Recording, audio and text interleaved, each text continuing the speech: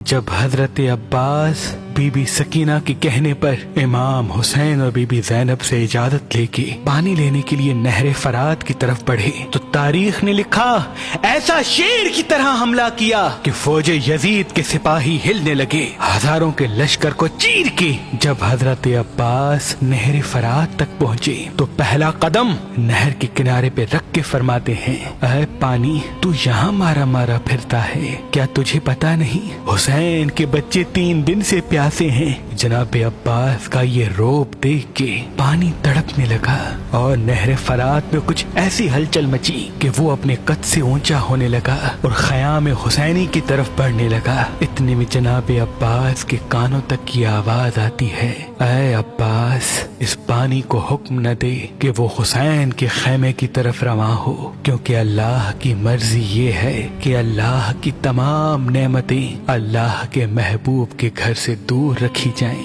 ताकि वो हर सख्ती सहकर भी अल्लाह के दीन को बचाने में कामयाब हो। ऐ अब्बास ये शुजाअत का इम्तिहान नहीं, सब्र का इम्तिहान है। जनाब अब्बास जैसे ही अपने बाबा के लहजे को महसूस करते हैं तो फरमाते हैं, ऐ मेरे बाबा मैं तो अपने आका के बच्चों के लिए पानी लेने आया हूँ। फिर आवाज आती है, ऐ अब्बास जो तू पानी मश्क में भर रहा है ये पानी रसूल अल्लाह के बच्चों की प्यास नहीं बुझाएगा, क्योंकि जैसे ही तुम लश्कर की तरफ पलटोगे तुम्हें शहीद किया जाएगा। इस मश्क के पानी को जमीन पे बहाया जाएगा और आले नबी तेरे अलम को गिरते हुए देख के ज़ारो कतार रोते रहेंगे। जब ये बात जनाब अब्बास के कानों तक पहुंची तो उस वक्त आप पानी को मश्क में ले रहे थे और आपके दोनों हाथ नहर फरात में थे। आपने उस वक्त दुआ मांगी कि ऐ मेरे अल्लाह मेरी आकाज़ादी सकीना से पहले इन हाथों को पानी लगा है। अब जब मेरी आकाज़ादी या मेरा मौला मेरी लाश को देखे तो ये हाथ मेरे साथ न हो। ये मंजर वो घोड़ा देख रहा था जिस पे जनाब अब्बास सवारी करके नहर तक आए थे। आपने घोड़े को देखा और फरमाया, ऐ मेरे घोड़े तू भी 3 दिन से प्यासा है, पानी पी ले। घोड़ा रो के कहने लगा, ऐ मेरे आका जैसे ही आप नहर पे आए हैं आपने पानी की एक बूंद भी नहीं पी। आप मेरे आका हैं, आपसे पहले मैं कैसे पानी पीऊं?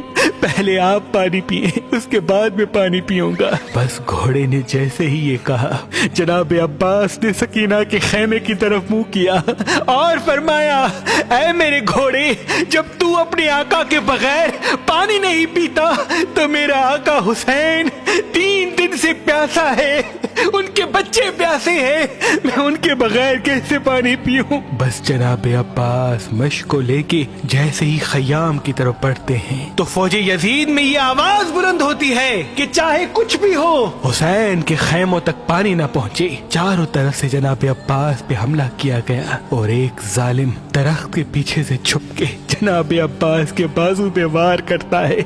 जनाब अब्बास का एक बाजू कलम हो जाता है, आप मश्क को अलम दूसरे बाजू में संभाल के तेज तेज खैमे की तरफ बढ़ते हैं। जब आपका दूसरा बाजू भी कलम हो जाता है आप मश्क को अलम अपने मुंह में संभाल के तेज तेज खैमों की तरफ बढ़ ही रहे थे कि लश्कर ने तीरों की बारिश जनाब अब्बास पे कर दी। एक तीर जनाब अब्बास की आंख में लगा, कई तीर जनाब अब्बास के जिस्म में लगे और एक तीर जनाब अब्बास की मश्क में लगा।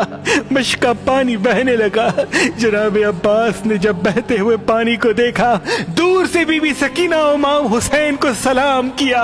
इतने में एक जालिम गुर्ज जनाब अब्बास के सर पे मारता है, आप घोड़े की ज़ी से जमीन पे आते हैं। तारीख ने लिखा कि अरब की सरजमीन पे जनाब अब्बास से बड़ा किसी का कद न था, लेकिन जनाब अब्बास की कब्र मुबारक उस कद के मुकाबले बहुत छोटी है। तो एक मर्तबा इमाम जाफर सादिक से पूछा गया कि ऐ नवासा रसूल जनाब अब्बास का कद तो बहुत बड़ा था लेकिन उनकी कब्र इतनी छोटी क्यों है? इमाम जाफर सादिक अपने सर से अमामा उतार के चीख के रो के कहते हैं कि जब मेरा अब्बास घोड़े की ज़ी से जमीन पे आया तो चारों طرف سے فوجی یزید ایسا حملہ کرتی ہے کہ جناب عباس کا پورا جسم سے جدا کر دیتی ہے۔